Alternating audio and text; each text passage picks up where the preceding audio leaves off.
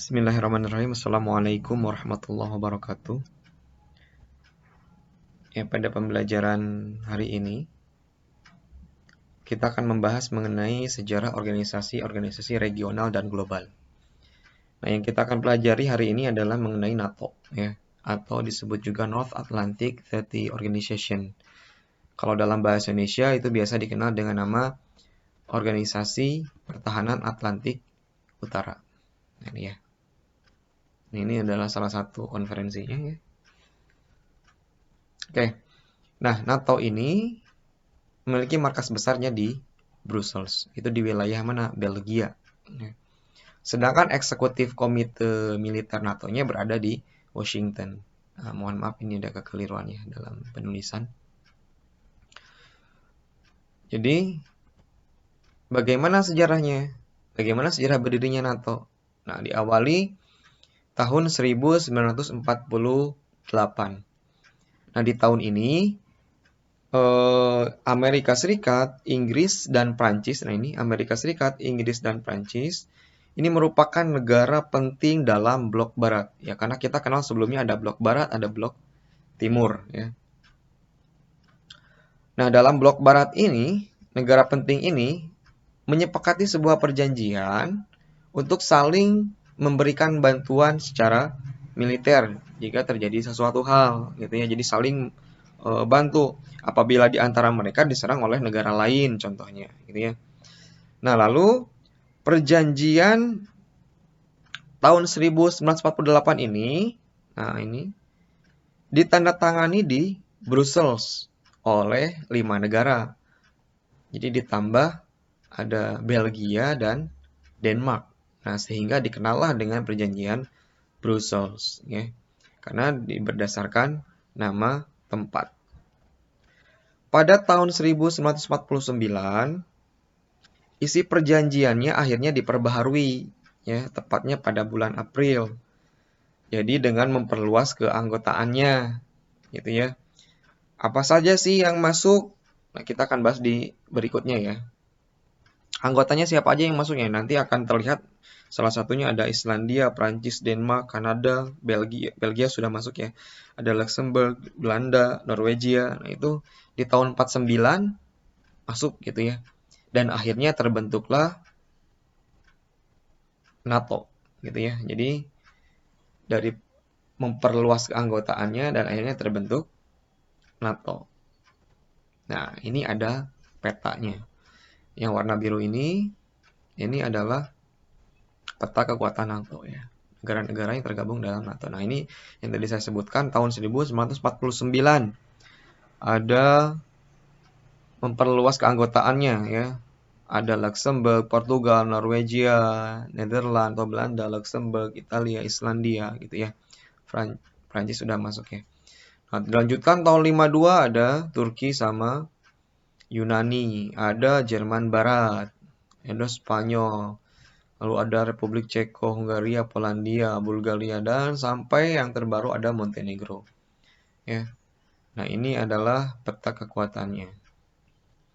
Nah, ini NATO headquarters atau tadi ya, pusat markas besarnya.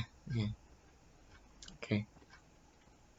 Tujuan NATO. Nah, kita berlanjut ke tujuan NATO. Tujuan NATO itu singkatnya sebenarnya untuk menjamin kebebasan dan keamanan negara-negara anggota yang tadi, ya. Biasanya melalui cara-cara politik dan militer. Nah, kalau dalam bidang politik, seperti mempromosikan nilai-nilai demokrasi dan memungkinkan negara-negara anggota untuk berkonsultasi dalam isu-isu pertahanan dan keamanan untuk memecah masalah, membangun kepercayaan dalam jangka panjang dan memecah konflik, ya. Dalam bidang militer, berkomitmen dalam menyelesaikan konflik internasional secara damai. Nah, kalau tidak damai gimana? Kalau tidak susah dengan cara damai, jika susah, diplomatik gagal, ya, maka akan digunakan kekuatan militer untuk mengatasi konflik tersebut, gitu ya. Jadi hal ini tentu dilakukan tidak sembarangan ya. Hal ini dilakukan di bawah klausul pertahanan kolektif perjanjian pendirian NATO ya, yaitu pada pasal 5 ini. Pada pasal 5 dari perjanjian Washington berdasarkan Jadi berdasarkan mandat dari Perserikatan Bangsa-Bangsa, ya, atau bekerjasama dengan negara lain atau organisasi internasional, ya. Jadi bagus tujuannya sebenarnya, ya. Salah satunya dalam bidang militer ini punya komitmen yang bagus, ya, ini untuk menyelesaikan konflik secara damai. Jadi ikut terlibat, ya, dalam menyelesaikan konflik internasional secara damai. Nah, contohnya, di sini saya memberikan 2 contoh, ya, bagaimana keterlibatan NATO dalam menyelesaikan konflik internasional. Nih, saya ngambil sebenarnya ada banyak contohnya. Di sini saya ngambil 2 contoh, ya. Tahun 1990 dan tahun 1900, sekitar tahun 1997 sampai 99, ya. Oke. Kita bahas dulu yang tahun 1990. Nah, di sini ada yang disebut sebagai Perang Teluk, ya. Sebenarnya Perang Teluk itu terjadi 2 kali, ya. Ada Perang Teluk pertama sama Perang Teluk kedua. Nah, NATO mulai masuk itu ketika diawalinya ketika pada tanggal 8 Agustus tahun 1990, pemerintah Irak secara resmi menganeksasi Kuwait. Menganeksasi itu apa sih sebenarnya? Merebut paksa wilayah gitu, supaya menjadi bagian daripada wilayahnya, intinya seperti itu, ya. Ketika itu pesawat-pesawat tempur pertama Angkatan Udara Amerika Serikat akhirnya tiba di Arab Saudi awalnya, ya, sebagai bagian daripada penambahan kekuatan militer. Kenapa di Arab Saudi? Nah, kita akan bahas selanjutnya. Sebelumnya, ya, kita nah, sedangkan untuk di darat gitu, ya, terdapat pasukan gabungan dari NATO, ya. Mereka siap siaga untuk menghadapi serangan dari Irak. Di mana juga di Arab Saudi. Ya, karena kan Kuwait dekat dengan Arab Saudi. Nah, maka ketika itu ditakutkan Irak juga menginvasi ke wilayah Arab Saudi, ya. Jadi mulai masuk di wilayah Arab Saudi dan siap-siap untuk menghadapi serangan Irak ketika itu di Perang Teluk, ya.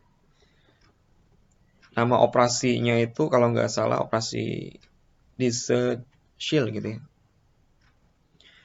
Nah, ini contoh keterlibatan NATO. Jadi NATO siap-siap dalam menghadapi serangan dari Irak di Perang Teluk yang kedua ini.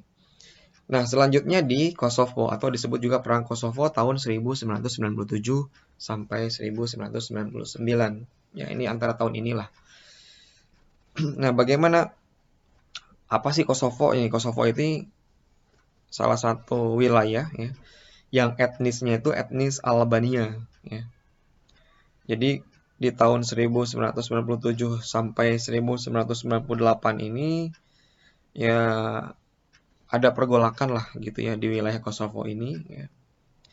Yang ketika itu pihak yang terlibat diantaranya ada Serbia. Nah, Serbia ketika itu ingin memasuki wilayah ini sebagai bagian daripada Federasi Yugoslavia yang baru. Jadi wilayah Kosovo ini dulunya adalah salah satu provinsi daripada Serbia.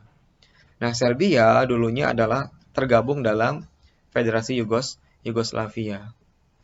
Nah, Kosovo ini menentang kekuasaan Serbia dan justru melancarkan pembangkangan sipil meskipun tanpa kekerasan ketika itu.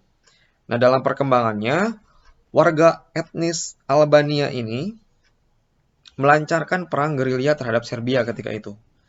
Nah, sehingga hal ini juga menyebabkan pembantaian massal terhadap etnis tersebut di wilayah Kosovo, ya. Nah, sehingga apa yang terjadi? Hal inilah yang membuat NATO melancarkan serangan berupa pengeboman besar-besaran terhadap sasaran-sasaran militer yang berada di Serbia. Nah, karena nggak bisa dilakukan secara diplomasi, maka diserang secara habis-habisan.